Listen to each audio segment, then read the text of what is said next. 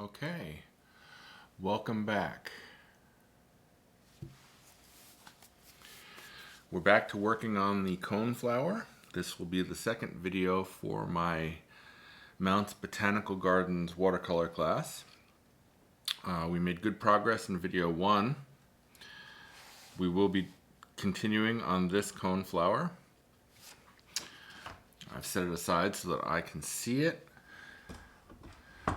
while I'm working. Okay, and as you can see, we have a really lovely background that we painted in the last video. I got some pinks, but they're muted so that they don't fight with the big flower. I have some nice warm patches here. The green is almost as dark as I would like. At the very last, probably after we're done with the flower, I'm going to flip this upside down and come in with a dark wash that starts at the bottom and works its way towards the middle, ending in water so that it softens as it goes. I think having it darker down here in the base will help plant the flower. But for right now, what we are going to do is we are going to start working on painting the flower. While you were gone, while the paper was still wet, it had just lost the shine on the paper. That's important. The shine was pretty much off. Paper was still wet and still soft. I grabbed a brush with just clean water and flicked it at the paper all over the place. Made these really, really wonderful textural marks. I like them a lot.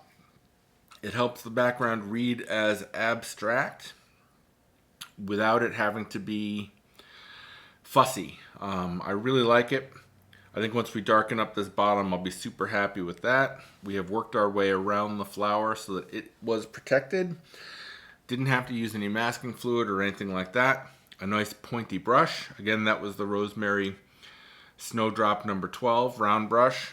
I have the number 10 out as well. This one's brand new, still white as can be, because we'll be working on smaller areas. How are we going to approach this? Let me bring the photo back for a minute.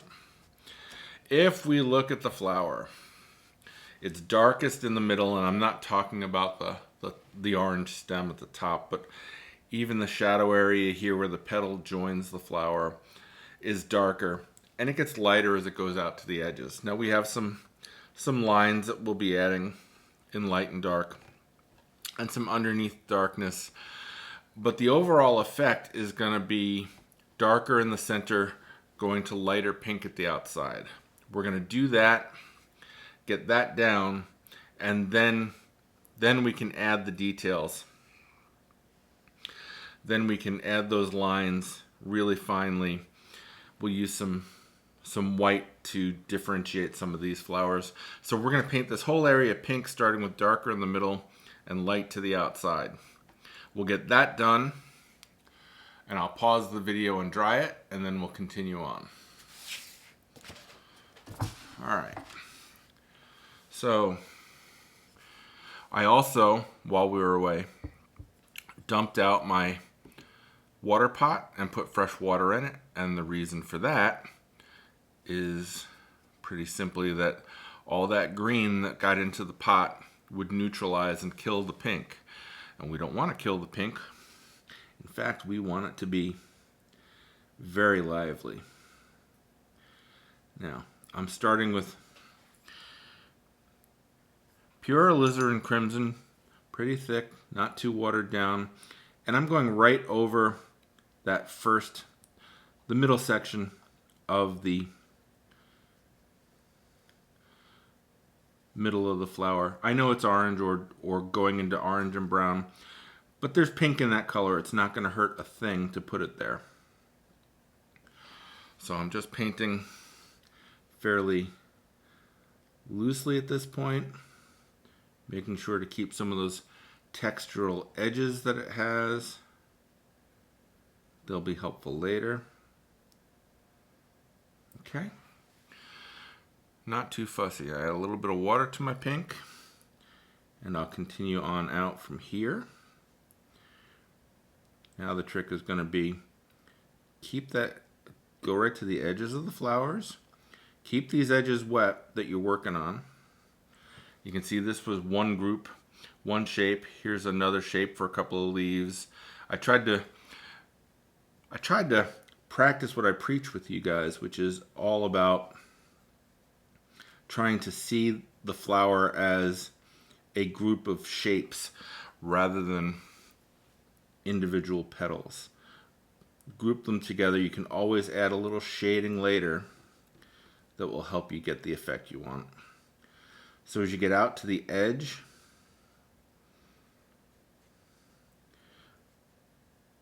of each petal, it should be lighter than it is on the inside. And I can see now that I'm definitely going to end up darkening that background to make this pink really, really electric and come alive. I could have also used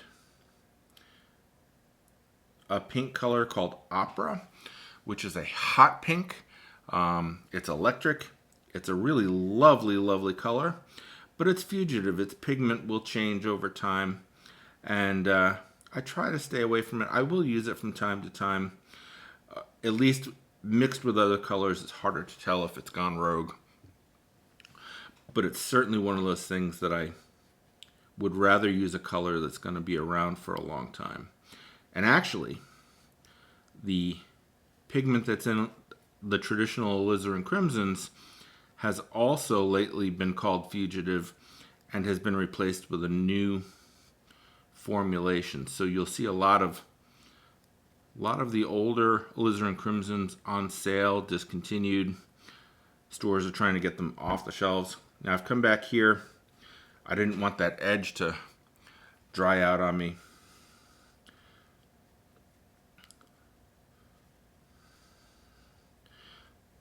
You don't want to forget, just because you're working on another area, you don't want to totally forget what you were working on.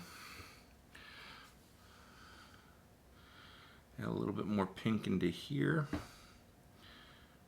And I think one of the ways to combat the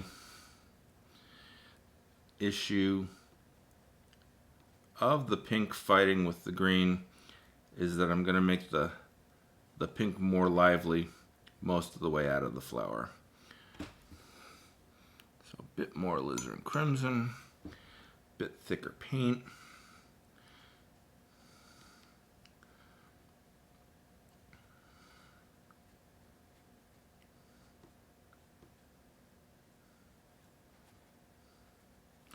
I'm not worried at this point about the water drops. I may or may not do them. If I do decide to do them, the lighter area of the water drops, I will simply mix up some white gouache for that center bit of the water drop. All right, we're moving right along. One of the nice things is that you don't have to be super careful about the flower's shape against the green because the green is darker. You don't notice if the pink goes over the edge. This number 10 Snowdrop brush from Rosemary is exquisite, nice and pointy. I've heard they maintain that pointy shape for a very long time, which is really nice.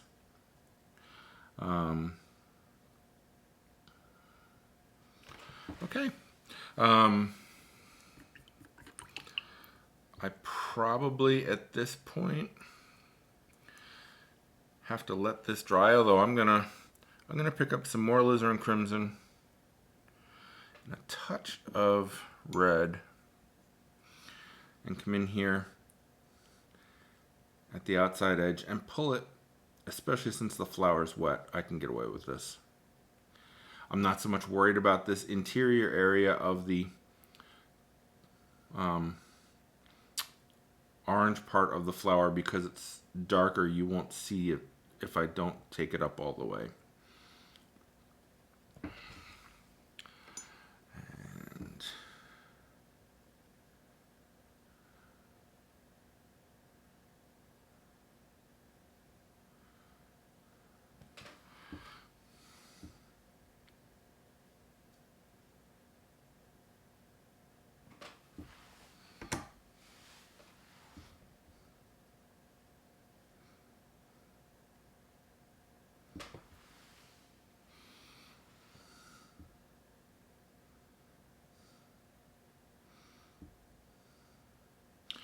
while it's still wet, I can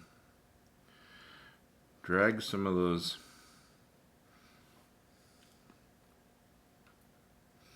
lines down just a little bit. You don't want to go crazy with it.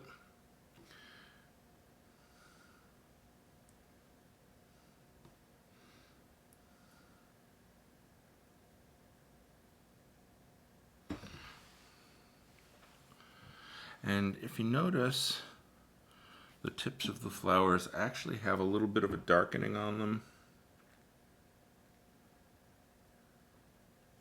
Like an orangey,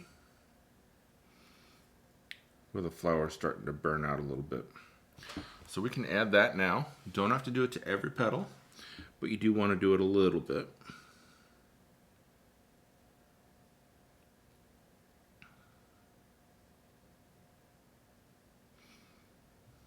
A little bit under this one. And right here, I wanted to be reminded of this one. That's why I even drew it in.